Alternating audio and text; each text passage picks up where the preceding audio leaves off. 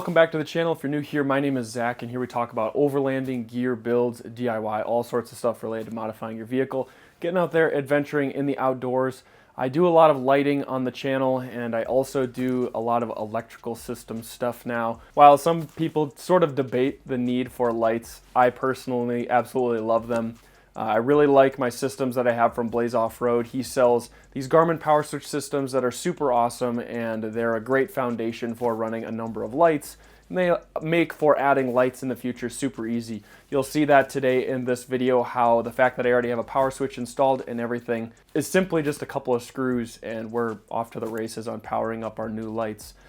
Friendly reminder that if you ever want to buy lights, or if you're looking to buy lights right now from Diode Dynamics, if they don't sell the harness that you want, Diode Dynamics actually does a pretty good job of selling a couple of different harnesses, but most of them are standalone designed harnesses. And so if you want to integrate this with a Switch Pros or a power switch or any of those quickly, S-Pod, whatever your sort of desire may be, Blaze Off-Road makes a number of custom harnesses as well, designed around the 4Runner, designed around the Tacoma, for Baja Designs, Diode Dynamics, and a bunch of others. So go check out his website. I'll have a couple of those things linked down below. I don't remember how long his sale is going on for, but go check that out, because seriously, those harnesses are really a good bang for your buck, and they're insane quality. So it's not even like you're paying for the lower tier product there. Whatever you're paying, you're basically getting about the best quality you can find. And I think that's pretty sweet and something that is pretty important with electrical. So go check out that stuff, especially if you still got the sale of 25% off harnesses. That is pretty insane. Yeah, so today we're going to be talking about some rack lighting. This video I think is kind of unique and also creative because it's using 3D printed brackets from a small company on Instagram. I'll have a little bit more about those later. And it's also using a fairly creative attempt I've made at accessing the rear storage space in the 4Runner, because I'm already maxed out at 2 KC wire hiders on the windshield, and I think this is kind of creative. So you'll have to stay tuned for that, because this is pretty sweet. I think it's a nice way to be able to get access to the roof from my rear power switch system. And if you haven't seen that video, go check it out. I think it's very creative, and it's in a utility spot that not a lot of people use, but it's very easy to access when you're at the back of your 4Runner cooking, doing whatever. So we'll jump over to the top-down camera. I'm going to show you some of the stuff that comes in the packaging here, and then we will get out to the vehicle and we'll start doing this install. So let's jump right into it. All right, well, we've got a couple of things to cover here. This company, I'll spell it out. It's advtr3d.com. That's their company/Instagram handle. They're called the A3D Additive Solutions. These are some sweet 3D printed brackets that I saw on Instagram, and I hit them up. I'm like, man, these are really cool. I'd really love to test them out. And they're like, yeah, that'd be super awesome. Let's work together a little bit on some content. So they sent me out 4 of them, and I'm so excited to test these. So let's kind of just unbox these first. We've got 4 of them. Like I said, they come with some hardware, and they are all made/3D printed here in the USA, which is really awesome. And so if we just grab this here and remove it, we've got a little bit of hardware that we will use here to bolt to the side of the roof rack. As far as I can tell, these are going to work with most of those roof rack rails that have the sliding channels for adjustable extrusions. So check that out, pretty sweet. Essentially what we got going on here is we've got 1 bolt in the middle that we will thread through the middle of our rock light, and then we've got these 2 included bolts for actually connecting this to the roof rack itself. And then we've also got a little heat sink here as well, just to provide a little bit of extra cooling, and that should help just disperse some of that heat a little bit so that it doesn't get in contact with this 3D printed material and cause any sort of structural issues, etc. So that is what comes in 1 mount, and we've got 4 of them. So I'm going to move them just aside for now so we can show you the rest of the stuff in my Diode Dynamics. Kind of nice. They sent me this stuff in a little bit different packaging, and it's good for me to be able to demonstrate here. So we've got a couple of rock light surface mount brackets, which are pretty sweet here. And actually this allows me to do a little bit of a side-by-side comparison. But we've got some surface mounts, we've got some magnetic mounts, and we've got some harness splitters, and I am excited to just kind of showcase all of this stuff, because not only did Dynamics come out with some pretty sweet rock lights here, but they really came out with like almost a whole ecosystem of rock light stuff. So if you want to buy a kit of 4 rock lights, it comes in a box just like this. Essentially, if we open this up, you get a standard harness and 4 lights in the box. So it's not like an overly extensive kit. You basically just get the essentials in this box. So each light has its own plug, and then there is a harness that's got like a splitter and stuff built into it with a switch. If you watched my rock light video, I kind of talk about how you can cut this up to actually run to a Garmin or a Switch Pros or S-Pod or whatever you're working with. I personally love my new Garmin. Go check out that video because Blaze Off-Road sells a perfect kit for anyone starting their electrical system. Here we've got a couple of different things. So I had the foresight to kind of design this, but basically what I wanted was to get a couple of these splitters to hopefully route some of the cables in a little bit more intelligent manner. So instead of running multiple cables into my vehicle, I've got a 1 to 4 splitter here, so I can get one cable from the switch up to the actual roof rack. And then we've got 1 to 2 splitters here, one for the tailgate and one for my molly panel shelf. So that's what those 3 are for. Here we've got 2 magnetic mounts. I think these will work well with my shelf because it's like a magnetic material, so I should be able to hang them this way. Otherwise, I should be able to just hang them the old-fashioned way with the bolt right through the middle. If you're gonna buy 2 rock lights, or you wanna just continue to buy extra and extra and extra rock lights, if you're gonna buy a 2-pack, they come in a little packaging setup just like this, which essentially has the 2 lights and then a smaller setup for these. And it'll be kind of interesting to check these out because I haven't really looked at these harnesses super closely, but that is how these are packaged. So we've got 2 of those, and all of these are RGB, like I mentioned at the beginning of the video, so we can run different colors to kind of help fight potential bugs that may come about. I haven't looked too close at these Rocklight surface mount brackets, but I'm kind of curious to see how they will compare to these 3D printed ones. But it looks like so far they're a fair amount larger and kind of bulky compared to these ones.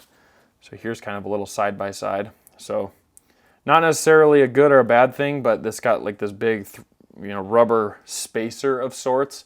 And I think for the side of the roof rack, this is going to be a lot more low profile, which I'm liking. I'm not quite exactly sure what the use case is for this, but given the rubber, I would presume this is really more designed for a wheel well so that you can bolt this up and it's really weather resistant and can be hit by rocks and it's not going to be a huge deal, etc. But if we set that aside, this is really the part that I care about, and it's just a little protective area that we can put that light. So when I put it on my tailgate or when I put it underneath, I still don't know whether to use a magnetic mount or one of these surface mounts on my shelf, because I think that this might be something that's just nice for mounting up the lights. I also can't decide whether to mount these on the window panels or the actual shelf. Like, I can't decide if a side mount or a top mount would be ideal. One thing that actually could be really cool is maybe I do use these magnetic mounts, because then I can move the lights around and I could just leave their harness with some slack in it and kind of move it around wherever I think would be helpful. That'd be kind of a cool idea as well. Well, we'll have to kind of figure that out. I've got, like I said, 2 magnetic mounts, 4 surface mounts, and 8 lights, and then these 4 brackets for my roof rack. And now all we got to do is a bunch of cable management and routing so we can hook this up to my rear Garmin system. So, all right, let's get to it. Okay, so I deleted my fin a while back, and this is a GFC cover that they sell.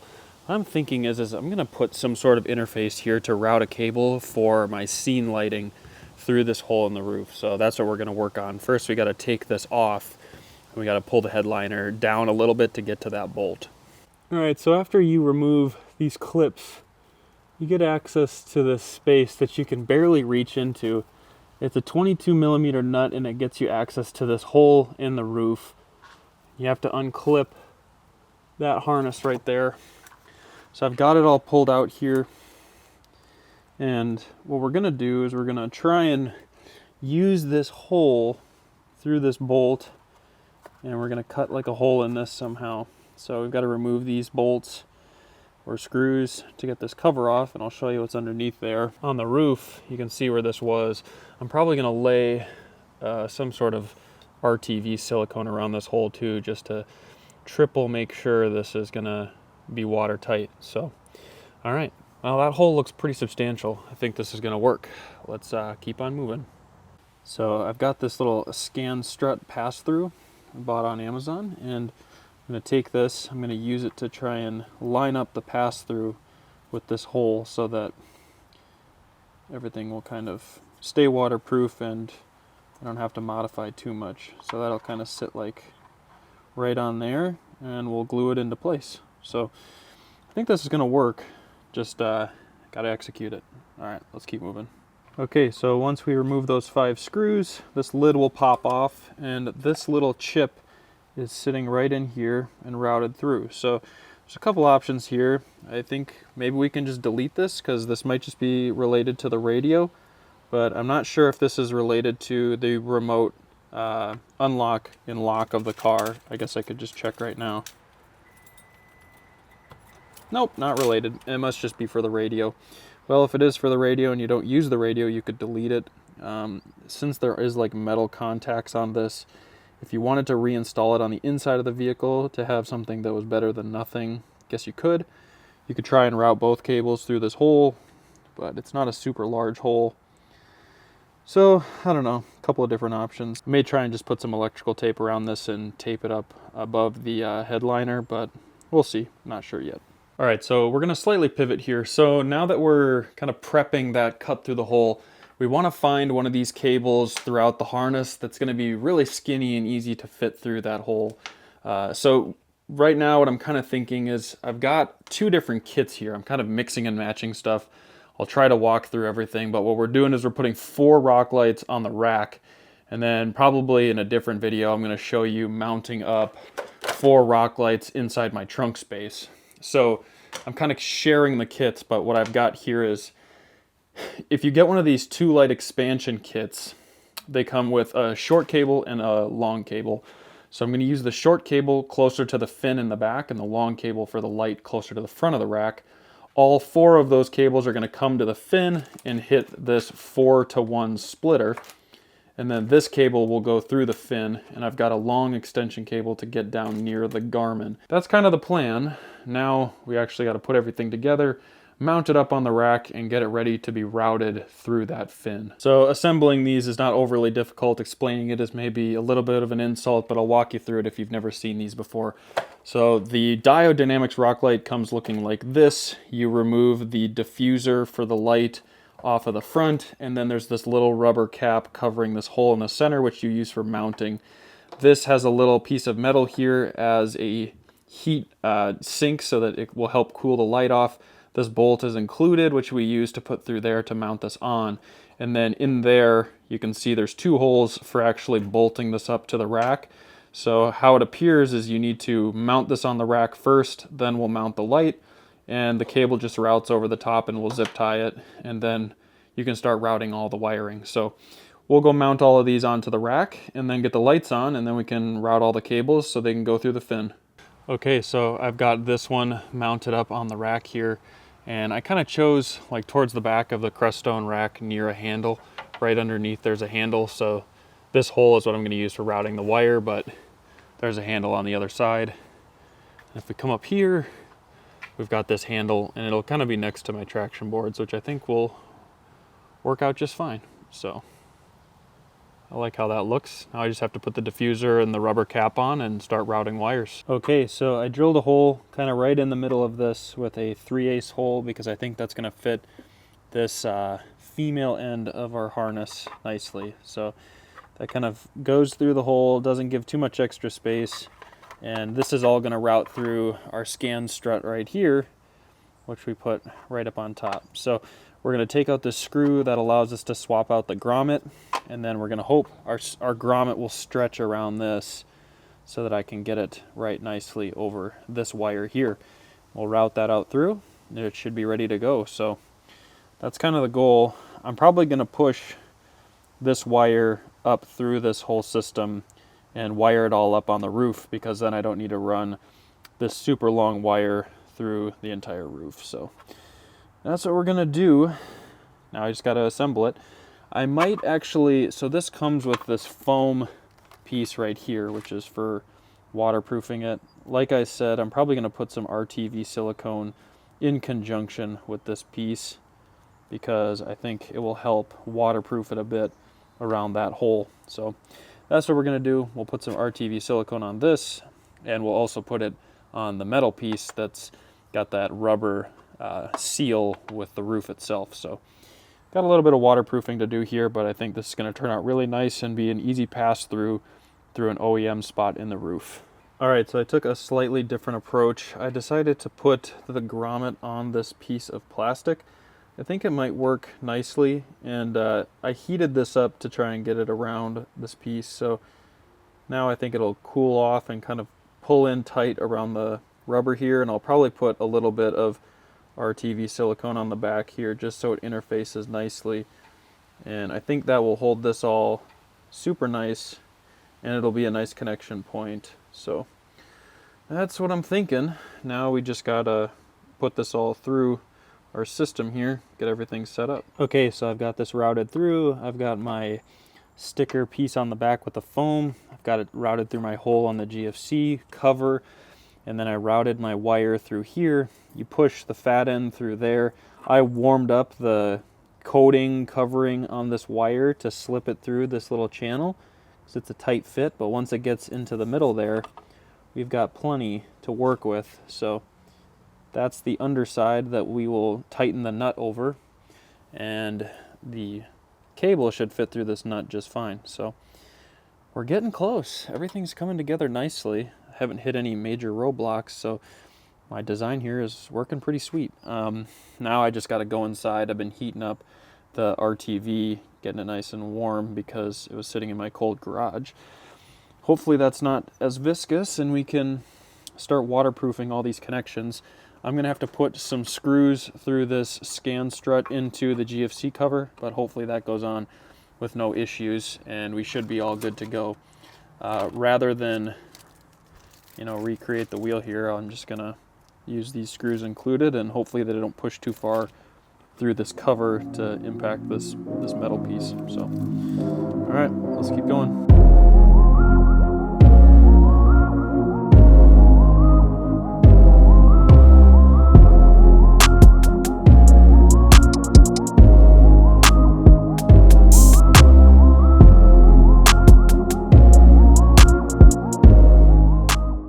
Well, it's been a little bit since I installed these rack lights. I've been waiting on this particular product. So these lights, they come with almost everything in the packaging except this, and this is a little thing you need to add extra. So I'll link it down below, but it's important if you want to hook up the RGB and actually connect to this over Bluetooth and run the lights. So that's what we're gonna do.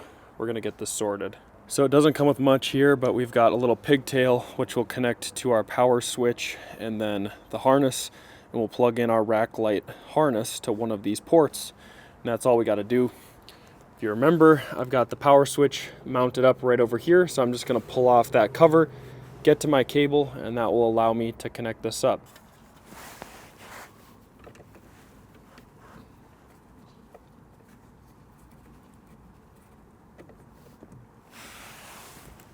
Okay, so I tried to not overcomplicate this too much. So we've got our pigtail here.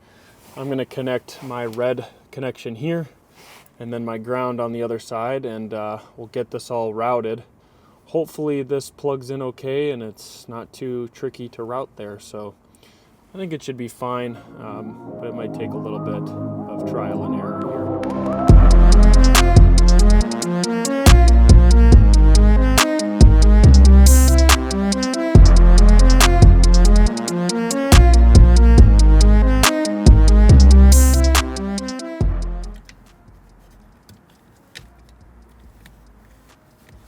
Just like that.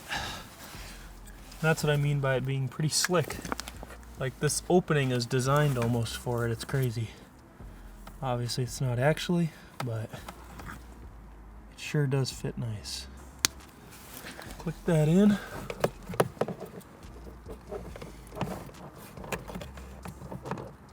Clip in our little Deutsch connector here. You hear those satisfying clicks. Just like that. Look how easy that is. Power switch in there is sweet. Now that this is closed up, we need to turn that on to get power to our actual module. All right, so we got our device here. Looks like it's popping up. So we're gonna click on it so we can connect to it. I've downloaded the Diode Dynamics app. We'll click confirm. And now we can change our tone of the color to anywhere we want. So we can change the brightness level, and we can change the color, which is pretty sweet. So if you want, like, say red maybe, or let's just do red for the sake of bugs or something. And then it looks like maybe we can also change some of these. So maybe we can do like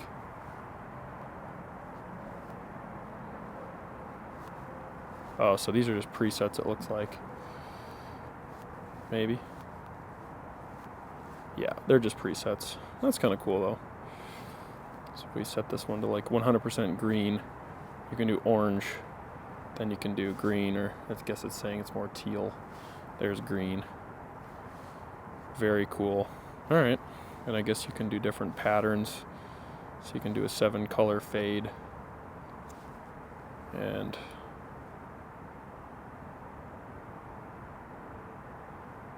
oh wow, interesting. Or green. 7-color jump. Very nice. Here you can do like a custom cycle. And it looks like this you can use to like sync with the actual audio of whatever you're playing, which is kind of cool. If you're playing a song maybe.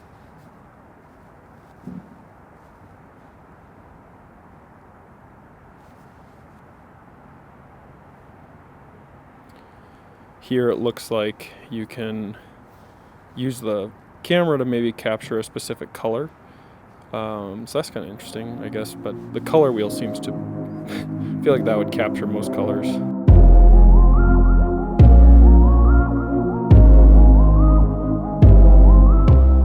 Well, that's basically the install for this. It's kind of segmented up because I was really trying to sort out all the parts throughout this project.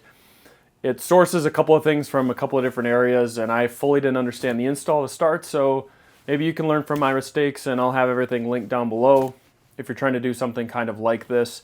I think this is a cool option too because it can integrate with other light systems. So if you wanted to somehow coordinate your rock lights and your rack lights and everything into one module, it does have 4 inputs, and all these rock lights really don't pull much power. Also, I'll link those 3D printed angled brackets for these rock lights down below as well. Those are super sweet, and I was really thankful to be sent those as well. I think I first heard about those on Instagram, so they're a pretty cool product, small company, and you know, go support them. I think that's cool to support small companies like this. I want to get this out because Diode Dynamics is still running their Black Friday sale, or Cyber Monday, or Cyber Week, or whatever they call it. I think it'll be through 12/1, and so if you want to get a set of these, you've still got a little bit of time, and so hopefully you'll see this video in time and be able to maybe save a little bit of money on these lights. I really like the RGB ones. I like the white ones too. You'll have to be the judge what you think is the coolest and which lighting colors you think are most valuable here, but I just wanted to show this off, and yeah. The reveal of these lights was a little rushed, but I wanted to get it out in time, so if any of you had, you know, inspiration from this to where you wanted to go buy some yourself and do it on your vehicle, it was out in time. So thank you so much for watching. Diode Dynamics has always been a big supporter of my channel. They've been a sponsor of the channel for, I think, a couple of years now, and there might even be something really exciting happening next year with them. We'll have to kind of see, but really stoked for these lights, and I'm going to probably just keep on packing lights here and there and doing all kinds of fun stuff. So stay tuned. If you like what I'm doing with this channel, consider subscribing. But until next time, I'll catch you all in the next video.